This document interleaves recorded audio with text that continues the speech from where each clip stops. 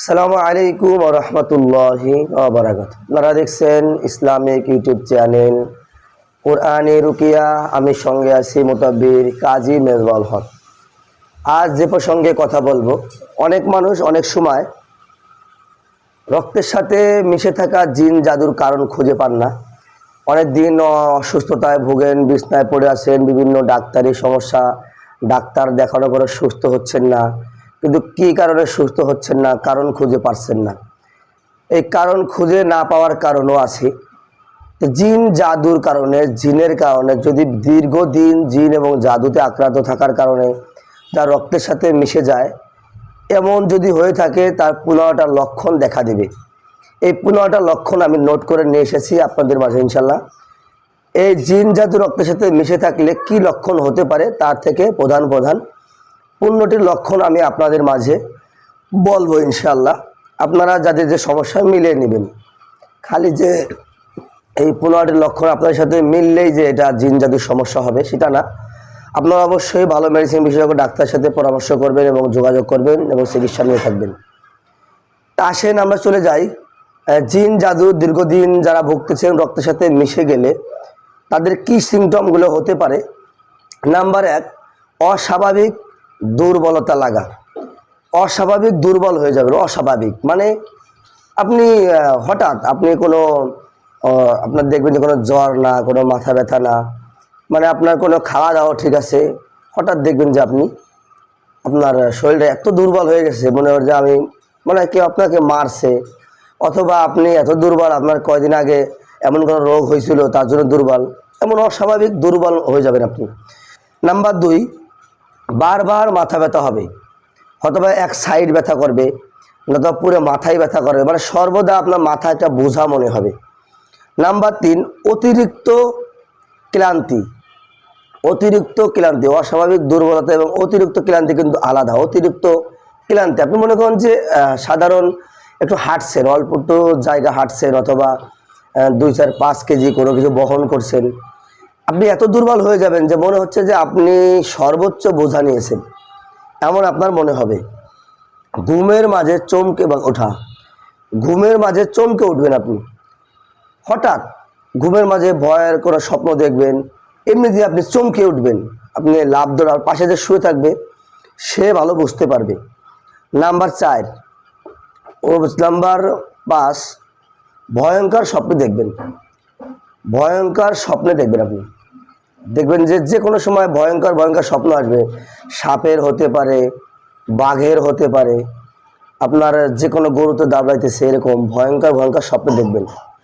এরকম স্বপ্ন আপনি প্রায় দেখে থাকবেন। শরীরের বিভিন্ন স্থানে ব্যথা, যেমন শরীরের বিভিন্ন স্থানে ব্যথা বলতে অনেক সময় দেখা যায় আমাদের বিভিন্ন স্থান বলতে হতে পারে জিন্নাতটা যেখানে চলাফেরা করছে, অথবা যেখানে জাদু করছে, ওই জিন্নাতটা শরীরের ভিতরে থাকার কারণে আপনার পেটের এক সাইড ব্যথা হতে পারে, তলপেট। অনেক মহিলাদের ক্ষেত্রে তলপেট ব্যথা করবে, পুরুষের ক্ষেত্রে যে কোনো জায়গা ব্যথা করতে পারে, পায়ের যে কোষ থাকে এখানে ব্যথা করতে পারে, বিভিন্ন একটা জায়গা, একটা স্থান, অথবা একটা চোখ ব্যথা করতেছে, এভাবে ব্যথা করবে।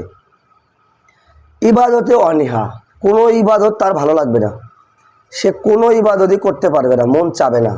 যে কোনো ইবাদত যদি করতে যায়, নামাজ হোক, যে কোনো আমল হোক, সে সহজে সেটা করতে পারবে না, সেটা তার জন্য অনেক কষ্টকর হয়ে যাবে। অতিরিক্ত অস্থিরতা।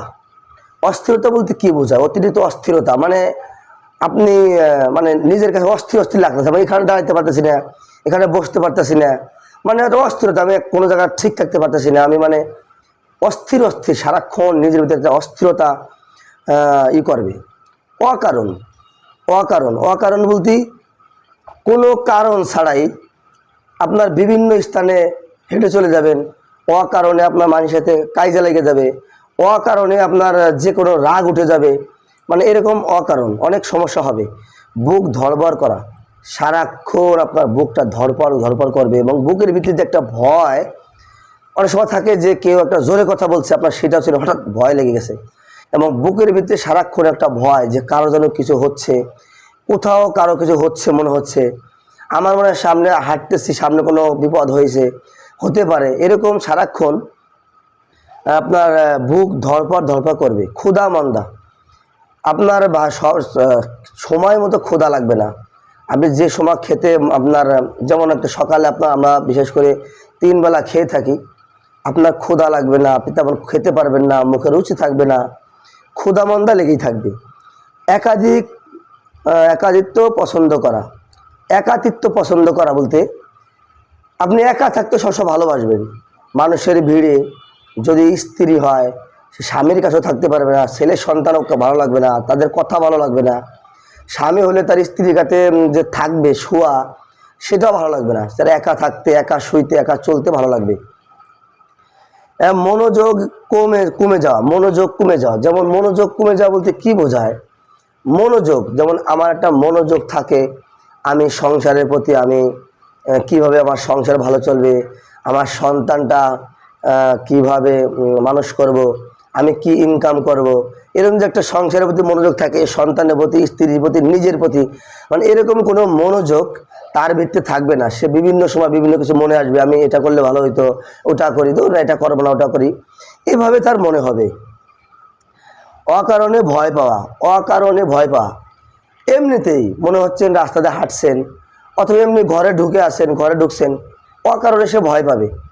মনে হবে যে আমার পিছনে কেউ হাঁটছে, মনে হবে যে আমার পিছন থেকে কেউ ধাক্কা দিছে, মানে এরকম মনে হতে পারে যে আমাকে পিছনে কেউ ডাকতেছে, অথবা আমার সামনে দিয়ে কেউ দৌড়তে চলে গেল, আমি খুঁজে তাকে পাচ্ছি না, এরকম হবে। দীর্ঘদিন অস্বস্তি অনুভব করা, দীর্ঘদিন যাবৎ, মানে দীর্ঘদিন অস্বস্তি অনুভব করা, এভাবে লক্ষণ, যে 15টি লক্ষণ আমি বললাম, যদি এরকম কোনো লক্ষণ থেকে থাকে কারো, যদি বোঝেন এরকম লক্ষণ হয়ে থাকে, আপনারা অবশ্যই ভালো কোনো মোতাব্বির দেখিয়ে, কোরআনী চিকিৎসক, রোগীর অভাব নাই, কিন্তু ভালো মোতাব্বির, কোরআনী মোতাব্বির পাওয়া অভাব। তা আপনারা অবশ্যই যারা তাবিজ মুক্ত কোরআন দিয়ে চিকিৎসা করে, আমাদের সাথে যোগাযোগ করতে পারেন। ইনশাআল্লাহ আপনার যে কোনো কোরআনী চিকিৎসকের সাথে যোগাযোগ করে আপনার হাজিরাত দেখাবেন এবং সঠিক চিকিৎসা নেবেন। ইনশাআল্লাহ আল্লাহ চাইতে আপনি অবশ্যই ভালো হয়ে যাবেন। আর যাদের দীর্ঘমেয়াদী শারীরিকভাবে রক্তের সাথে বেশি দেওয়া জিন জাদু, তারা ধৈর্য ধারণ করে চিকিৎসা নেবেন, অবশ্যই ভালো হয়ে যাবেন ইনশাআল্লাহ। যদি ভিডিওটি ভালো লেগে থাকে অবশ্যই শেয়ার করে দিবেন, আরেক ভাই বুঝতে পারবে, জানতে পারবে, এবং লাইক দিবেন। অবশ্যই কমেন্টে জানাবেন কোন রকম ভিডিও আপনি চান। আসসালামু আলাইকুম ওয়া রাহমাতুল্লাহি ওয়া বারাকাতুহু।